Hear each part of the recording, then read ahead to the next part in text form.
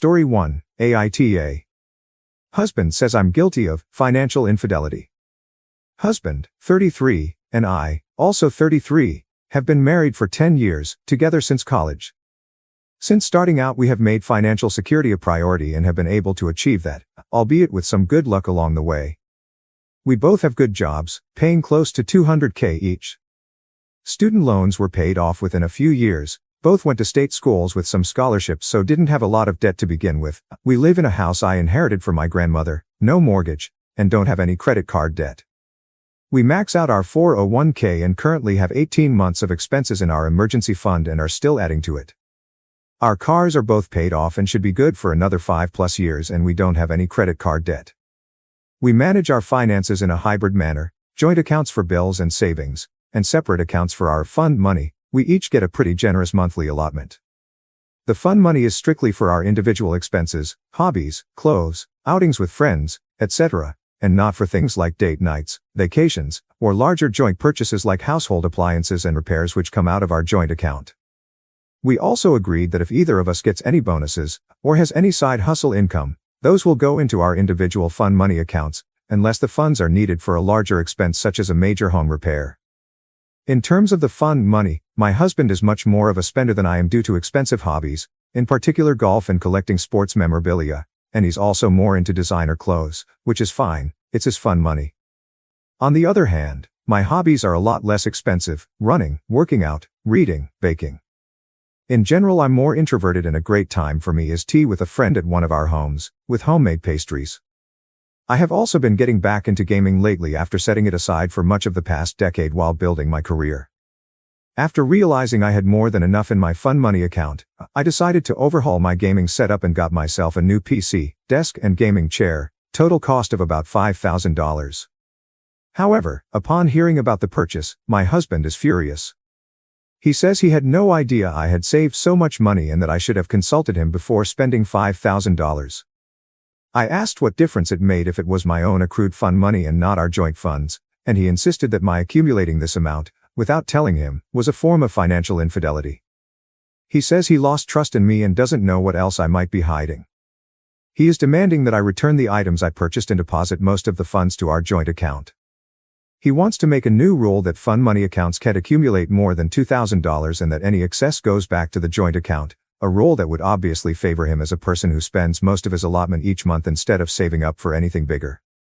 I feel like I am being punished for being more of a day-to-day saver than spender. It wouldn't occur to me to demand to know how much my husband has in his fund money account or to try to micromanage what he spends it on.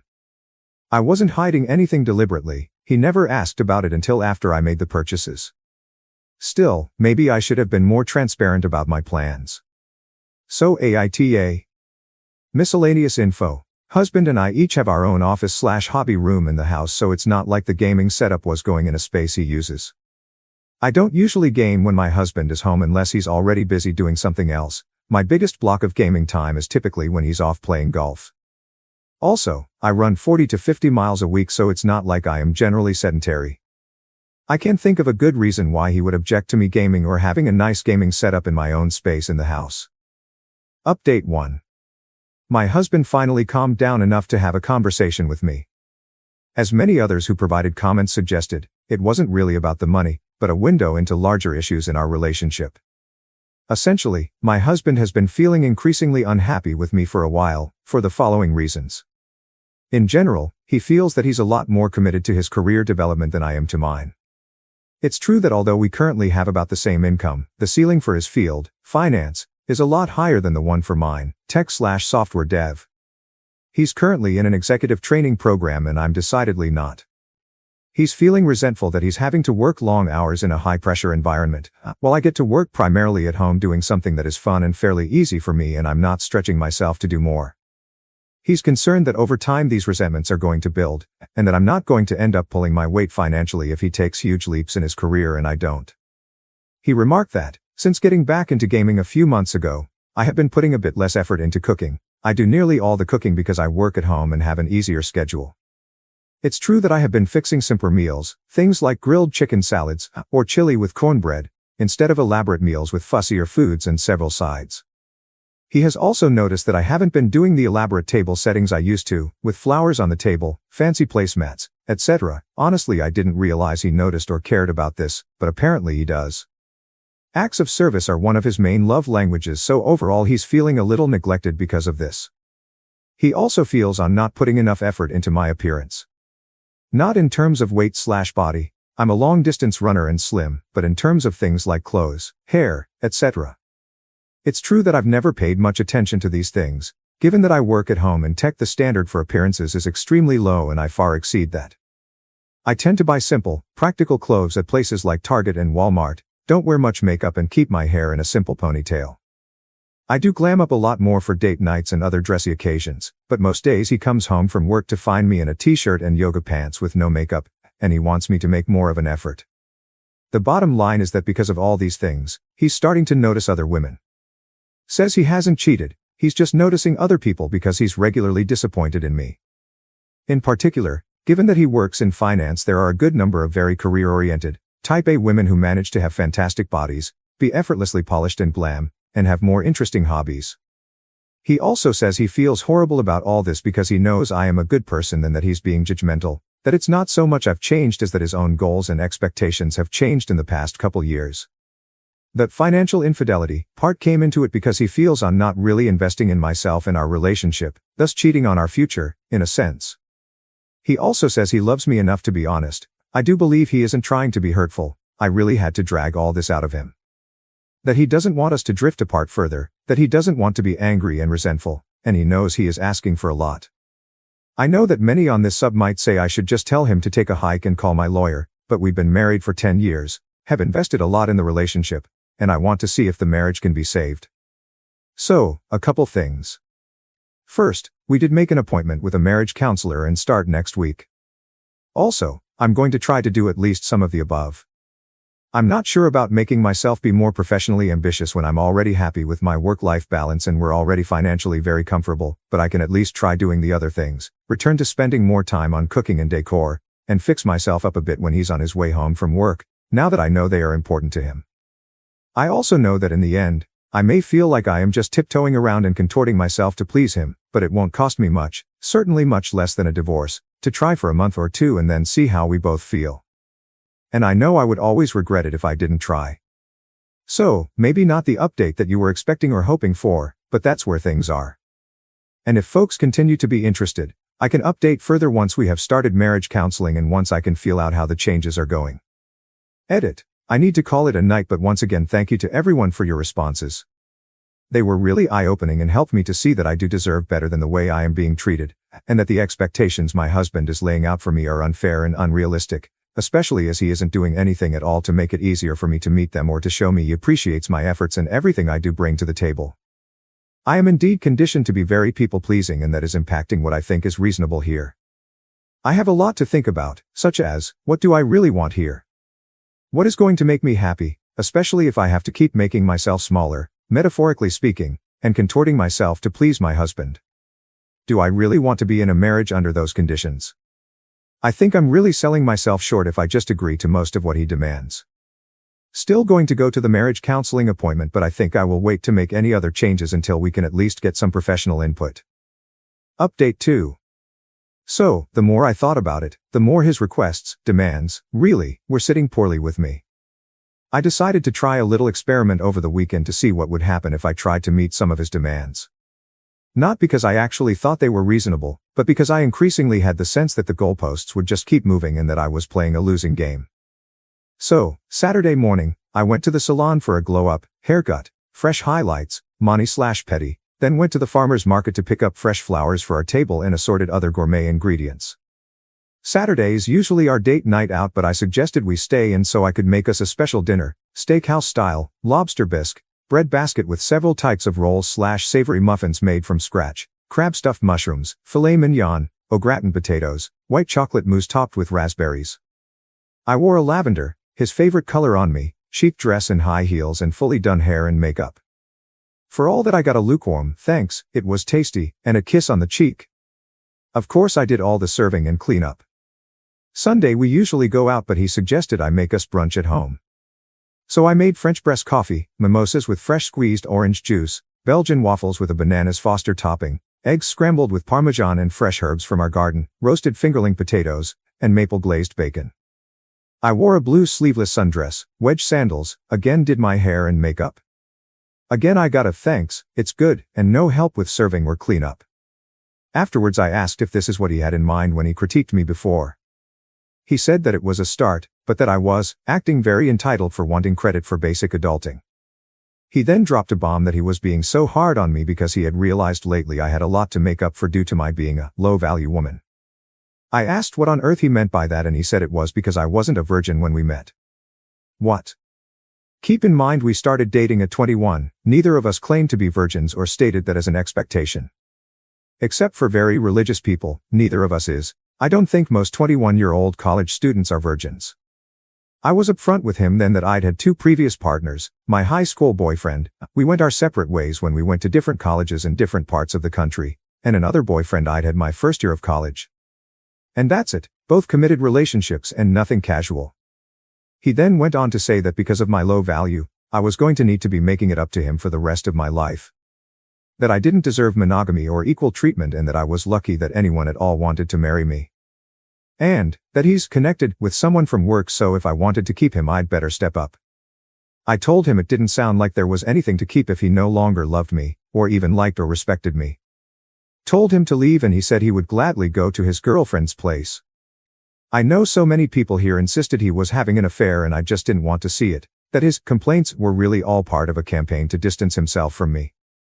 I feel so foolish for just thinking he was going through a stressful time at work or that he genuinely wanted to work on our marriage. Anyway, I have taken the week off from work to get my head together. Have an appointment with a lawyer tomorrow. Cancelled the marriage counseling appointment but got a referral to an individual therapist who can do an intake session with me later in the week. He, and the girlfriend apparently, are coming this evening to get more of his clothes and things so I have to brace myself for that. Also, please be assured I do not think I am low value in any way. I let my husband make me think less of myself on some levels for a short time but now I truly see it was a him problem. Obviously we don't share the same goals and values and he has become someone I don't recognize. I know the divorce won't be fun or easy, but I will be okay. Thank you all for helping me see that I was being played before I wasted too much more time in a marriage that was already over. Update 3. To recap my story, I first posted a couple weeks ago that my husband accused me of financial infidelity after I spent $5,000 of my own fun money allotment on a gaming computer, desk and chair. Even though my spending was within our agreed upon roles, he subsequently admitted that he wasn't really upset about the gaming setup, but about what he perceived as a lack of professional ambition. I'm a senior software dev and we make the same salary at the moment, plus he wanted me to cook more elaborate meals, put more effort into home decor, and dress up more for him. Finally, about a week later he accused me of being low value due to not being a virgin when we met. At age 21, neither was he, and he never once previously criticized that in our 12 years together, and told me he was having an affair with a younger coworker who had been a virgin. Gross, I know. Then he moved out, and in with her. Folks have been asking me this week how things went with him picking up his stuff, meeting with my lawyer, etc. so wanted to share those updates for anyone interested. So, he was supposed to come get his stuff on Tuesday evening, a couple days ago, but told me at the last minute he couldn't because Amy, his girlfriend, wasn't feeling well. Some people called in the comments, but yes, she's pregnant apparently. He told me this on text so I have proof of the affair in writing now, it's not just his word against mine. Anyway, I didn't want him to keep jerking me around on the schedule, for whatever reason, so I told him I'd pack his stuff for him and arrange for movers. I think it's better that way. I really didn't want him / them in the house. I already had arranged for a friend to come over on Tuesday when he and Amy were supposed to come by so the two of us spent the evening packing his clothes and other personal effects. The movers came yesterday and got the boxes and the furniture items he wanted. He didn't want much, just the stuff from his home office and his dresser, as apparently Amy's apartment is small. I provided a detailed inventory and photos of everything, which he approved, so he can't say that I broke or otherwise ruined his stuff. After that yesterday I went to the clinic to get STD tests, won't have the results for a week or so, but thankfully I haven't had any symptoms, and met with my lawyer, who said I had a good case for grounds of adultery and mental cruelty if I want / need to go that route. At a minimum it's leverage to get in to settle quickly and quietly. Also locked down all the finances within the parameters provided by the lawyer so that he can't empty our joint funds or take anything that belongs to me, changed account beneficiaries and all that fun stuff. Changed the locks to the house too. I decided to take the advice of some of the commenters and am getting rid of the bed and other bedroom furniture I shared with him. I'm donating it. Someone is coming this afternoon to haul it all off, and I'm going to completely redecorate the bedroom to my own taste. That will take a bit, staying in one of the guest rooms in the meantime. I'm also taking a spa weekend away, leaving tomorrow morning and back Sunday night, just to get a change of scenery before I have to go back to work next week. And yes, even after buying the gaming setup, I have plenty of fun money left in my account to afford my lawyer's retainer and redoing the bedroom as well as my getaway, with plenty left over. Here's to frugality when it counts. Those are the main updates for the moment. I'm doing better than expected, I think, and realizing more day by day that it really wasn't a good marriage, at least not for the last couple years when he started expecting me to do everything around the house, and all the other emotional labor of running our lives outside of work, with no help and little to no gratitude. Amy sure is going to have her hands full. Edit. Once again, I cannot thank everyone here enough. I need to get ready for my spa weekend away. So apologies in advance if I have not responded to your comment or DM, but I am really grateful for all the support and encouragement. Hopefully there won't be any more notable updates for a while. I really just want a smooth and easy divorce and to get on with my life, so please keep your fingers crossed for me. Post-divorce update. Last time I updated, we had thankfully quickly agreed on a divorce settlement that allowed me to protect my most important assets, and I had just met with his mistress Amy at her request. At which time it was made clear that he had lied to her about numerous circumstances, such as that our home belonged to him, it did not, I inherited it from my grandmother, that I was an underemployed high school dropout drug addict, I'm not, I have a master's degree and a high-paying tech job, that we'd been separated in spirit, 4 years, also not true. I didn't know anything until he blurted out the news about his affair over the summer, and that he had a vasectomy. He did not. We talked about it, but he decided not to, despite us, him in particular, not wanting kids. I told her the truth and even provided as much evidence as I had on me, but she didn't seem to believe me and went home to Joe. I know quite a few people have been reaching out for more news, but I wanted to wait until my divorce was finalized to avoid risking any complications, and also just thought it best to let things settle for a bit. The good news is, I'm now divorced. The final decree came through a few weeks ago. It actually all went very smoothly. I'm eternally grateful to live in a mutual consent divorce state that allows divorcing couples to proceed quickly if they can come to an agreement on finances and property. On the Joe and Amy front, after my last post, all was quiet for a couple weeks, until Amy, her due date quickly approaching, reached out again to ask if I'd given any more thought to her offer to pay me $17,000 to vacate the house quickly so that she and Joe could move in. Again, this is the house I inherited that I own free and clear, but Joe told her he owns it and that he was just giving me time to get my finances together before evicting me. At this point I decided to package up a lot more evidence of Joe's lies to send on to Amy. I sent her a copy of the deed and property tax records showing the house is in my name only. I sent her copies of my diplomas to prove I am not a high school dropout. I sent her some info on various professional associations I am involved in and awards I have won to show I actually do have a senior level job and am not underemployed, as well as proof of my income. I sent her copies of all my drug test results for the past 5 years. I have a drug-free workplace and have to test 2 to 3 times a year, to show I am not an addict. I sent her time-stamped photos and text exchanges to show that Joe was still having a romantic relationship with me until July this year, nothing salacious, just photos of us showing G-rated affection, exchanging loving words over text, etc. I even found a text exchange from a couple years ago when we last discussed him potentially getting a vasectomy, with his final decision not to proceed with one. A couple days later she responded, she believed me. However, in the end it didn't matter as Joe convinced her he had lied for very good reasons. The way they both tell the story, they met at work and were incredibly drawn to each other, in a way that felt inevitable. However, due to Joe being married, he felt that if Amy knew he was, to that point, happily married, she would either turn away from him and miss out on the love of a lifetime, or she would go ahead with an affair but be consumed with guilt. So, to avoid either of these outcomes, and especially to save Amy from guilt, Joe decided to create an alternative narrative in which he was in a marriage that had ended for all intents and purposes years ago, in all ways but legally, because I was an uneducated addict who kept relapsing and couldn't get my life together. That was, she could essentially believe he was single. How noble of Joe, to bear all the guilt alone/s. Unfortunately, Amy said she understood and forgave him immediately. With a baby due any day, I suppose I can sort of understand the desire to justify the lies, even thought the reality is horrifying. I suppose it's also not my problem anymore.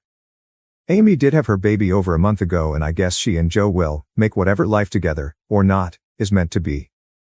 As for me, I'm doing very well. Actually got a big promotion at work, not managing people, which I don't want to do, but will be working on higher profile projects, with a 40% raise, which starts after the new year. The house is really big for just me, so I have a couple roommates now. A friend who is also going through a divorce moved in, as well as a younger, mid-20s, cousin who moved to the city for work. We're all having a lot of fun together. I'm not really ready to date yet, still in therapy processing all the marital fallout, but getting there and looking forward to whatever new adventures life has to offer. This will probably be my last post, in this series anyway, as the saga of Joe and Amy, or at least my role in it, is finished. With us legally divorced and having no ongoing financial or other ties, the best thing I can do is leave them to their own story and get on with my Joe-free next phase. Thank you all for listening to my story for much of 2023. I do truly appreciate the support and helpful advice I received along the way. Story 2. I think my future mother-in-law may be trying to sabotage my relationship with my fiancé. Long-time lurker, first-time advice seeker. Let's get down to business. I've been with my fiancé, Adam, for 5 years, and we've been engaged for 7 months. We have a beautiful home together, and we both work really hard at our relationship. The issue isn't with Adam. He does his very best to try to mitigate the situation with his mom, but it's wearing on him, and I worry that one day he'll have to choose. I don't want him to have to do that. That would hurt him too much to choose between me and his family. There are a lot of situations, but I thought I would highlight the worst/most recent. About 3 years ago, 1 month after we purchased our house, his mom really needed windows in her house. Mold was growing a lot and some no longer had seals. Now, his mom actually has a sizable savings account, enough that she can spend her money frivolously on luxury goods like Birkin bags, and getting her hair done 2 times a week, her nails, buying a Mercedes every 2 years, and so on. However, she never budgets for anything. So, she asked him for $25,000 to replace the windows. He said he'd cover them. When he told me, I almost had a heart attack. He said it was a loan and that she'd pay him back. I still have law school debt to cover and we have a larger than we should have mortgage.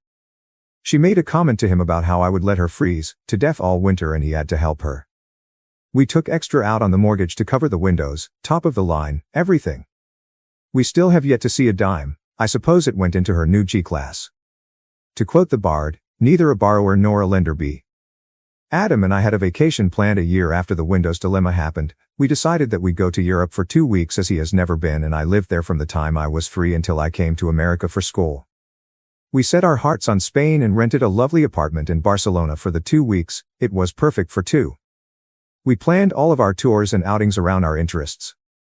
Adam loves architecture, so we had a few tours solely planned for that. His mother decided that she had to come, and she'd never been to Europe either, so she invited herself on our trip. Like I did previously, I tried to appeal to his rational side, but I couldn't get through his emotional side, so I just accepted that she'd be coming alone. Well, coach wasn't good enough for her, and she had to have tickets upgraded to business. But she didn't want to travel alone, so she pitched in for a seat for Adam to travel with her. I had to remain in coach alone. Then, she didn't want to stay at the apartment because it wasn't a vacation to her. No, she had to stay at the W in Barcelona.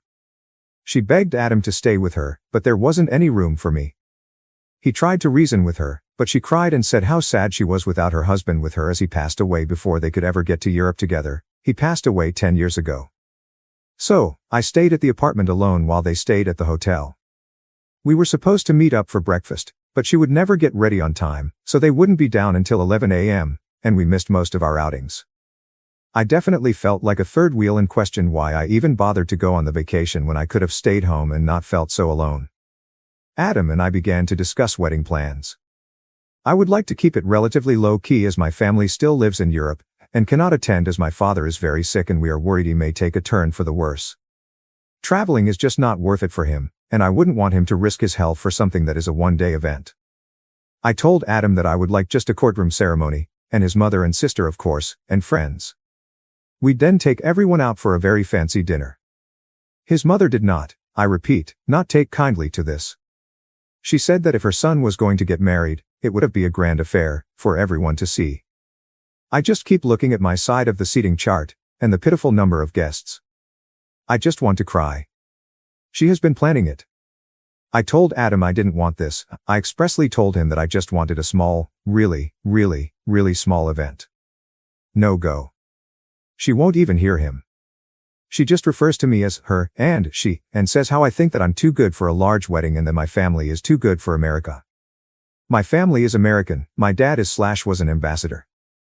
This has been happening a lot recently, and this time, it's just been one too many times. Lately, she has been asking for more together family time. She lives quite close, but we don't see her all that often as she has friends and events that keep her busy, not too busy to plan the wedding though. She has requested that we, Adam and I, have dinner with her 3 times a week. Well, what has been happening is that she has been reserving a spot at the restaurant for 6 p.m. I don't get home until 6:30 some nights. She has just been encouraging Adam to eat out with her as I am too thoughtless to come home at a decent hour to eat with her son. How lonely that must be for him. It honestly doesn't bother me that he goes out to eat with her that often, but the things she says behind my back, well. I came home early tonight. I left work, and was on the road by 4:30 p.m., home by 5 p.m. I surprised Adam as he was just coming in the door when I yanked the door open to greet him happily. He was so excited to see me. I could come to dinner with him and his mom. I told him I just needed to shower real quick and get dressed. He called his mom right away and told her that I would be able to make it. He also made a comment stating he hoped there was a reservation for 3 tonight. She said that there was, but she thought they'd eat earlier, like 5:30, and was already on her way to our house. She got there at 5:15 and stated that she couldn't wait another second and had to eat right then. Adam said I'd be ready in just another 15 minutes and offered to call the restaurant and request they move us back. She wouldn't hear it. She just whined about being hungry, and how a poor old woman should be expected to wait so his fiancée could fulfill her vain requirements. He came upstairs and asked how long I'd be. I said just another 10 minutes. He said his mom was really upset and hungry, if I could skip a step for him so we could leave earlier. I told him to go ahead without me and I would meet them there. That was fine. I got there, and the table was for 2. Of course. Adam said we could make room, but she said how we'd be inconveniencing everyone and I should just go sit at the bar and she'd try to get it fixed. I had 1 drink at the bar and then left. Came home, calmed down a bit, and now I am writing this. Wow, that was long. I think I need to get that out there. I guess I figured everything out though. Sorry to bother you, unfortunately, my relationship is over with Adam. I realized this as I poured my heart out to this sub. Thank you. Update 1. I really did not expect this kind of attention considering I pretty much came to a conclusion. Seems to be the general consensus among you that it's the right one, on my own. But the support you have given me, I'm overwhelmed and feel extremely grateful in a way I cannot express. Through PMs and comment posts, I cried while reading all of them. Some of you shared words of wisdom, some of you shared different perspectives, others shared similar experiences. I feel at a loss for words. Anyway, there isn't a very impactful update, but I figured I would update you on what has happened so far and take this opportunity to say thank you. Thank you. After I posted a comment on my own thread, and was about 2 glasses deep into a bottle of wine, Adam came home. This was extremely late. He sat down beside me and looked defeated. He just looked at me with hopeless eyes. I asked him if he wanted to talk about it. He said he needed time to process everything that happened tonight. I told him I also needed time. He said to me that whatever I wanted to do, he would accept it. So, I called up my maid of honor and asked if she would come pick me up and I could stay at her house for the night. Adam and I kissed, and he told me he loved me, and I left. I haven't been back. From Colleen's house, I made a call the next morning to my office asking for a few more days off to go visit my family. So, right now, I am writing to you from my parents' house in Europe. I called Adam and told him my plans, and he asked me if I would let him drive me. I told him I was okay to go myself with Colleen, and I would email him when I got to my family home. When I got settled at home, I emailed Adam, and I sent him the thread that I had made the Tuesday night. A large majority of you wanted him to read it. So, he has read all of your comments. He also read the part where I came to the conclusion on my own that I had to end things. We talked briefly over Skype. He told me he felt raw from the thread, but he was glad that I had gotten things out. He asked me if I was sure if I wanted to break things off or if I still needed time to think. I said I was pretty sure. He asked me for a probability. This is a joke in our relationship for dealing with decisions, and I said I was 90% sure that this was the end for us, and I was using my time away wisely to really consider everything. For some reason, his eyes brightened and he just told me that we could talk about it when I got back stateside. I wouldn't break up with him over Skype, and I think we have a lot of legalities to go through regarding the house, and we have to collect any deposits that are available when we cancel the wedding things, because his mom didn't pay for any of the wedding he planned. Anyway, I have had a sit down with my father. He's been feeling better, which is a huge relief. He has offered me 2/3 of the cost of the house. So I could either buy it from Adam and pay off most of the mortgage, or just walk away and buy myself something else. I didn't expect this, but he said it would give me options should I decide what he thinks I have decided. He says he just wants me to have freedom, and that he wouldn't want to see my heart and my bank account broken at the same time. So, that's that. Like I said, nothing really happened between Adam and I. I do have more power though, thanks to my parents, and I have been enjoying my time with my family. My mom and I have been shopping a lot, and my brother, my dad's doctor, and his family have been coming over for dinner quite a bit. My sister is expected to return from China tomorrow, and I am very excited to see her. I wish you all a happy holiday and a hopeful new year. Hopefully, my next update will have a conclusion, one way or another. Update 2. Hi. I first would like to apologize for how long this update took. I've been completely swamped at work, and things have been happening at home too. So let's get into that. I want to thank everyone again for their continued support and interest in my relationship issues. Sincerely, the advice and shared experiences has made everything a lot clearer. Also, Adam has been following along. Firstly, I specifically want to thank everyone who defended and supported Adam. I don't see him as a bad guy, and I really wouldn't be vindictive. So, passive-aggressive comments while leaving, or making rude comments to him, or anything really mean-hearted, I couldn't do to him. He has supported me emotionally through getting my MBA, he helped me study for my LSAT, he read over my essays to apply to law schools, he did mock interviews with me, he sat through boring orientations with me, he stayed up all night with me when I was sick with nerves before taking the bar. He was my cheerleader when I ran my first triathlon, and he is my champion when I see a house centipede. He is my dream man. And I would never give up my relationship with him if I didn't feel like I was fighting a losing battle. Now, are you guys in for a real shocker? Someone made a comment in the update that he would be outside my parents' house if he really wanted it to work. He took your advice to heart, and he was outside with his bags and a rental on the evening of the 24th. I was taken aback, and I blurted out, "What the fuck are you doing here?" He just laughed and said he wanted to talk about everything and it couldn't wait until I got back.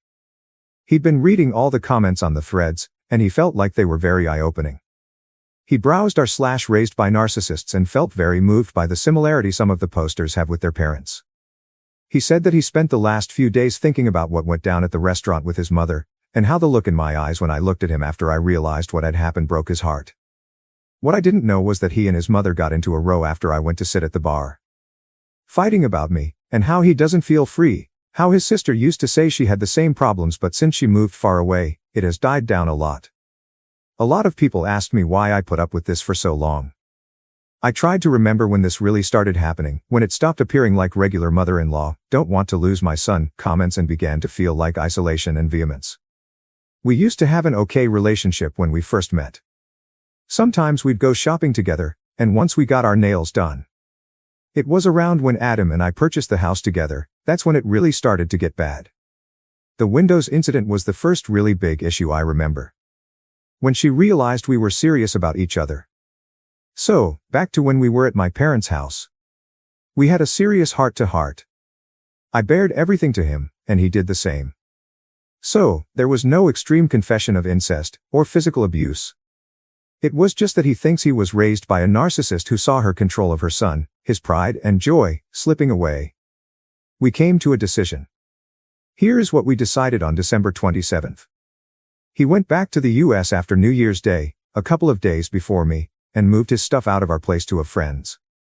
He didn't want me to have to be inconvenienced for changes he had to make. We have put our engagement on hold for the time being. He canceled all the plans his mother made. He has been seeing a therapist since the middle of January pretty consistently, 2 to 3 times a week. I've been to 4 sessions with him. His mother has not. We have sort of begun dating each other again. I have been talking to his sister, and the things their mother put her through, Adam is very lucky. Now, about his mother. He has decided to give her one last chance to go to therapy with him, and he has stated that if she does not, he will be going no contact with her. We have a lot to rebuild, but I know we can do it together. Final update. It has been a long time. We're all a year older. Adam and I will be composing this thread together. Oh no. I gave away the ending. Yes, we are together. In fact, we're married.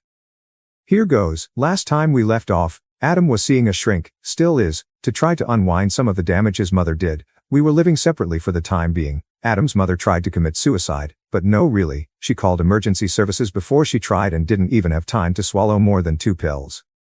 It's so scary to think that within his mind there was such an abusive past when he has always had such a happy exterior. My husband, man, that's fun to say, was basically traumatized by his own mother his entire life. As was his sister. I had alluded before in one previous thread that Adam's sister had it a lot worse than Adam when they were younger, but when Adam's father died, his mom locked in on him. So, Adam's dad died of kidney failure. However, Adam had donated one of his kidneys to try to save him. His father's body rejected the donation, and passed away about 11 years ago this coming April. His mother took it upon herself during his grieving process to manipulate him into believing he killed his own father and she was alone now because of him. That if he wanted to repair what he did to her, he'd treat her better. Every time he thought that he could get away and create his own life and feel free, she'd remind him.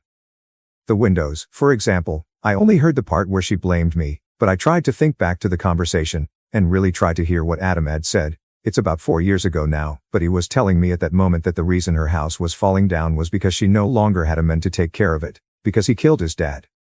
He was trying to tell me, I just wasn't able to understand what it meant. Same with the vacation to Barcelona, she was doing it in front of me now. When he was younger, a lot of these issues had been regarding academic success or athletic success. She didn't have any issue then with girlfriends or anything. She just viewed her children as extensions of herself. It was bad, it just wasn't this level of guilt-inducing insanity. Let's get back to the present day. Adam's psychologist had suggested Adam offer his mother a chance to come to therapy to work out issues. He wasn't able to propose this to her at the time because after her suicide attempt, she whisked herself away on a cruise to get some much-needed R&R, whatever. Oh. My. God. You'd think he was asking her to murder puppies with the way she went on. So, that's that. No contact. She has tried, but Adam has either ignored all phone calls with unknown numbers, we had our locks changed, and his work has strict instructions not to let her pass the doors. She moved to where Adam's sister lives in July, but I know that his sister, we are close, has been no contact with her since she met her husband. We wrote off the $25,000, we either get it back in probate court, in inheritance, or not at all. I'm not really choked up about it, not enough to do any extra work to get it back right now, especially since Adam is worried she'll use it as leverage to buy back in. We ended up getting married in September, flew out to be with my parents this week to renew our vows in their house, and we're going to have our honeymoon in Fiji come January. My dad isn't doing so well, but he always seems to fluctuate like that. However, my brother isn't optimistic this time. Sad face. Anyway, we were wondering, since you have all been so supportive, if you would do us one small favor. Adam and I are going to have a grieving ceremony for his father, so he can process it correctly without manipulation. For any of you who have lost parents, what help you get through it. Thank you for everything. We wished we could have invited each and every one of you to our wedding, but that would be creepy. Story 3. I cheated on my wife. She left without telling me anything. How can I get her back? I know, I'm aware of my faults, I know I screwed up.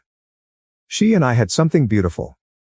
She is still the love of my life, we were together for 10 years, 2 dating and 8 married, but I made a huge mistake and cheated on her. It was just once, just one damn time.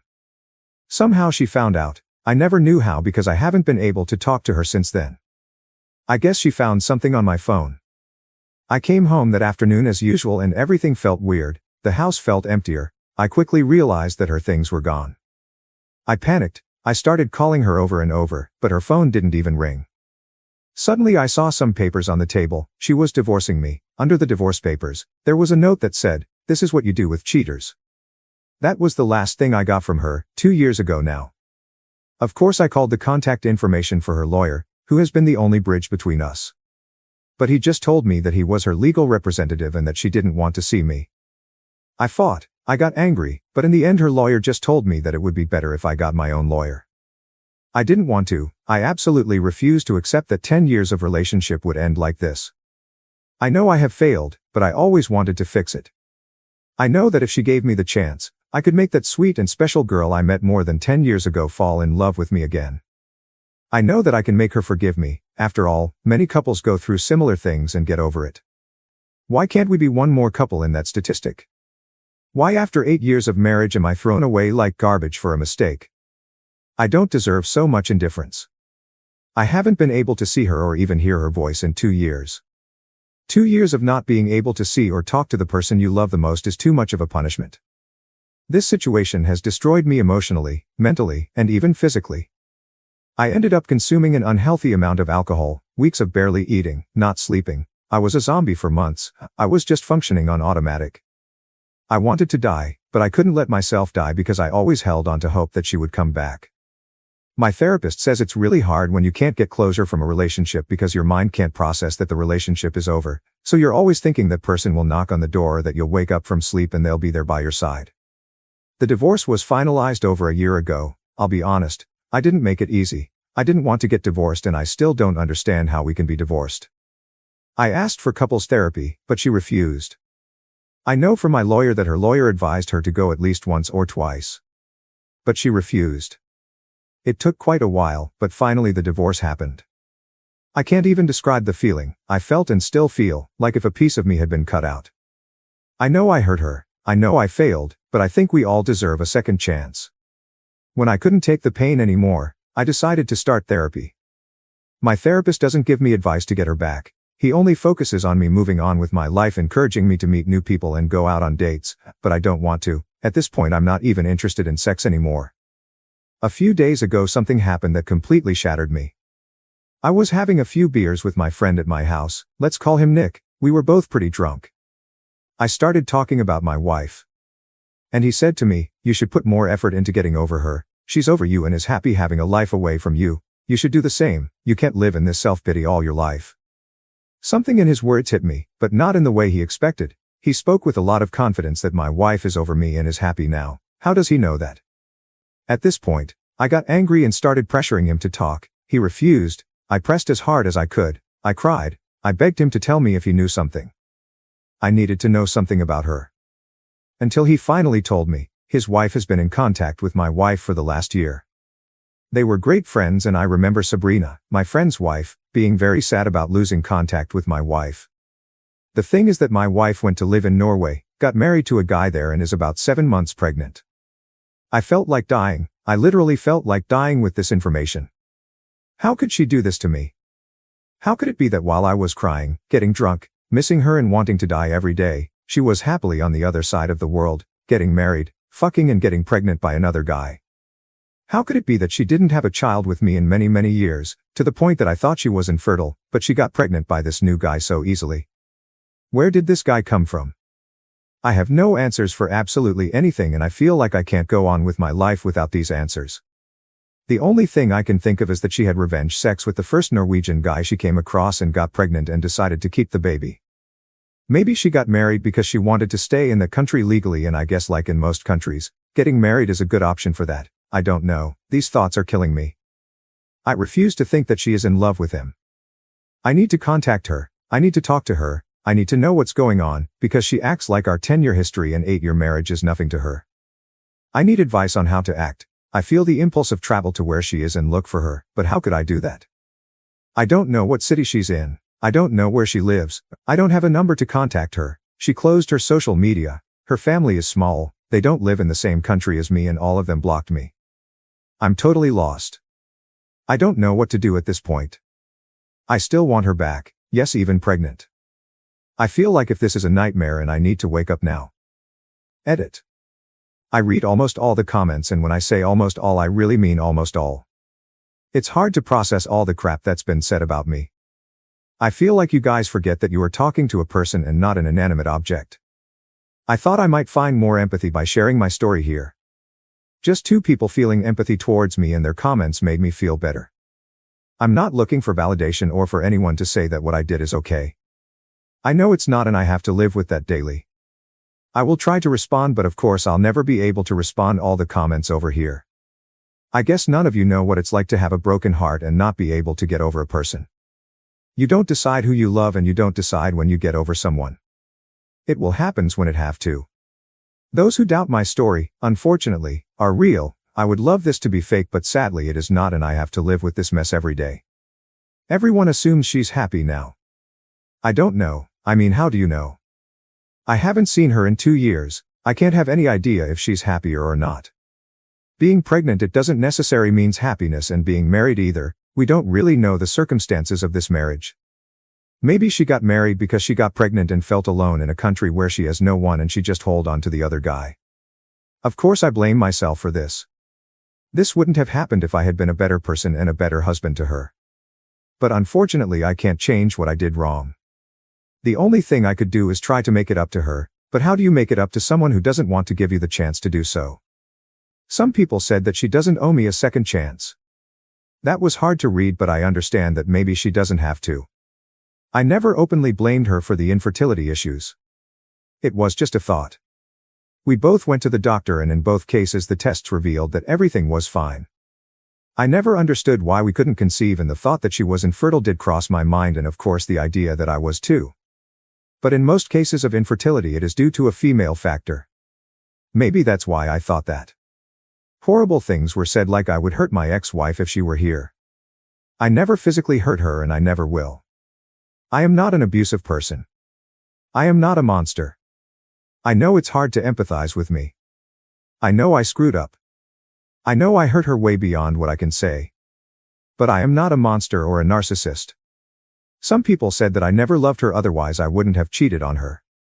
This statement doesn't seem fair to me. You think you can kidnap the concept of love and tell another person what his real feelings are? You think you are inside my head or heart? Only then would you know what I feel.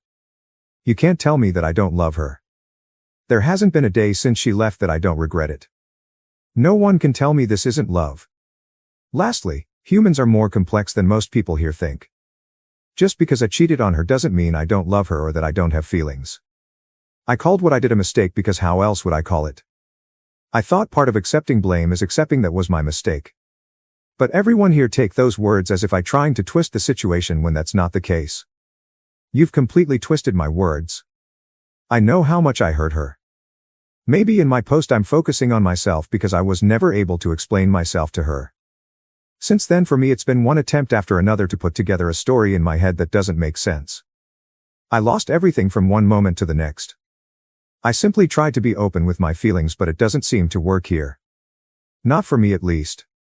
I know the damage I did to her. This woman left her life, the country she emigrated to, her friends, even her job. No one does that for a breakup unless you're going through some level of absolute pain. I understand that. I can see and feel the pain I put her through, and that makes me feel even more guilty. Honestly, I'm going to respond to some comments below and then log off of Reddit for a couple days until I feel in a better place. Update. These days have been very strange. At times I feel numb and at others desperate. A lot of things have happened. I want to start by answering something and then I will update. Some people asked why Norway. I don't know exactly, but she is a polyglot. She speaks 6 languages. Many of these languages are connected to cultures that she always liked. Norwegian is just one of them. She has always been interested in Norwegian culture. She has been there before, but she is also interested in other cultures and speaks other languages, so for me that was never an indicator that she might have gone to this country. Regarding the update, the first thing I will say is that the post reached some people in my circle. Sabrina's sister is on Reddit. She knows the story and realized it was me. She told Sabrina. Sabrina is angry at Nick for revealing information. Nick is angry at me for posting on Reddit and because he says I pressured him to talk. I am angry at both of them for being 2 a-holes who watched me suffer for 2 years and decided not to help me. They didn't care about my marriage. Why should I care about their marriage? Sabrina could have given me my ex-wife phone number a long time ago, but she decided to prioritize her friendship with my ex instead of helping two friends mend their marriage. Meanwhile, no one cared about my feelings. I'm done with them at this point. Regarding to my ex-wife, I've been thinking a lot. She can't just disappear. I convinced myself that if I searched hard enough I could find something related to her. I follow some of her relatives from a fake Instagram account, but I never found anything related to her. I searched a lot, really a lot, and found a name that I had seen before but that hadn't caught my attention until then. It was a lady with a name that is not typical in the United States or my wife's country. She is not American, and a very strange last name. I went to her Instagram profile and she had no pictures or anything, just a small profile picture that you can barely see. I decided to look her up on Facebook and found the same lady with the same profile picture. Only her Facebook profile is quite open. She is indeed a lady from Norway. I checked everything I could on this profile. I was convinced that it had something to do with my wife. How else would a relative of hers have this woman in their friends? I saw a lot of pictures, people, plants, mountains, gardens, lakes, flowers, typical things that an older lady posts, until I came across a picture where my ex was dressed as a bride hugging a guy. I had to translate the text. The lady was congratulating her son on his wedding. There were a few more pictures, not many. There were even some members of my ex's family in the wedding pictures. The dates of the pictures were from a year ago. A year ago she married this guy. I don't understand. How could it happen so fast? When did she meet him? I honestly thought she got married after she got pregnant, not before. This baffles me even more. After that I found another picture. It was a group picture and she was far away, but of course I recognized her. The same guy was with his hands on her shoulders, hugging her. This picture was from February 2023. To be clear, she left in May 2022. How is she with someone in February 2023? Only 9 months and she's already in a stable enough relationship that he's introduced her to his family. What the hell is going on here? I feel like I have even more questions in my head now. I know I shouldn't be upset, but I am. I know I lost her because I was an idiot, but it's hard to get this feeling out of my head right now. Anyways, for those who had imagined this fantasy that my ex is with some kind of Norwegian Chris Hemsworth, let me tell you, it's not like that. This guy is too tall, too blonde, too pale, hair too long and kind of chunky, to be honest. He looks more like the old cartoon of Vikings and is definitely not a Chris Hemsworth. I managed to find his FB profile, but he has almost nothing there. His profile says he's an engineer. An engineer who wears metal band t-shirts at 38. I don't know how to take this because I'm an engineer myself, just in a different field. Why would she look for a man with the same profession as me? My wife has always liked heavy metal, which I always found nasty, but I never complained. After all, your partner doesn't have to have the same musical tastes as you. I mention this because maybe that was the way they connected. She used to connect easily with people who liked the same type of music. I don't know, but I honestly look at it and think, where did she get this guy from? I meant he can definitely do better than this. The pregnancy thing still messes with my head. I try not to think about it. I can't understand it. I'm not infertile like the comments suggest. I've been to the doctor and I know I'm not. But God, it kills me to think that she's going to have another man's child. I don't get it. I feel like this is beyond anything I ever imagined. And no, I'm not going to go to Norway. I'm not going to try to contact her. I still want to see her and talk to her. But I obviously can't force her to do that. I have too much to deal with right now and too much to talk about in therapy. If by any chance this post reaches my ex, I want you to know that I still love you. You know where to contact me. If by any chance this post reaches the new dude, I want you to know the only reason you have a chance with this woman is because a big idiot halfway across the world completely ruined it. You most probably met a woman who was probably very broken from her divorce. You took advantage of her situation and trapped her with a baby. You don't know how to play fair. Sabrina and Nick, F you. If you enjoyed this video, please don't forget to give a like, share it with someone, and subscribe for more stories that inspire, provoke, and connect us. Thank you.